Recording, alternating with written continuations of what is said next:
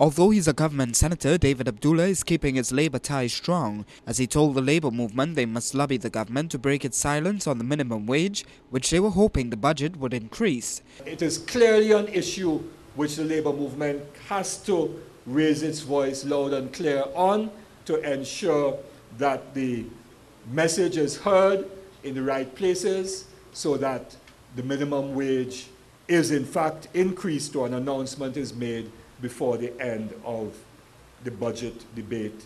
And he's taken issue with another proposal which gives the central bank regulatory oversight with credit unions, insisting it should stay with the Labour Ministry. That position has to be that the regulatory framework for credit unions must remain with the Ministry of the Minister of Labour and Small and Micro Enterprise Development and not be shifted to the central bank.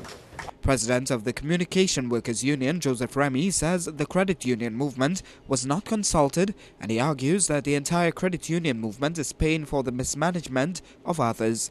Hindu Credit Union would have created this mess, and they now are the ones who are benefiting from this bailout more than the wider credit union movement. What's more, he believes the entire credit union movement could be severely affected by the manner in which the government proposes to bail out CLICO.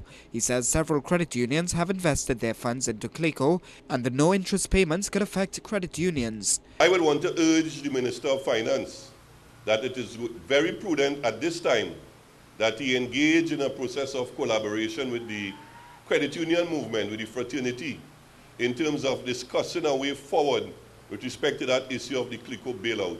President of the Sheep and Goat Farmers Association, Shiraz Khan, says none of the suggestions put forward by farmers were considered. I have been to 7 consultations for this budget.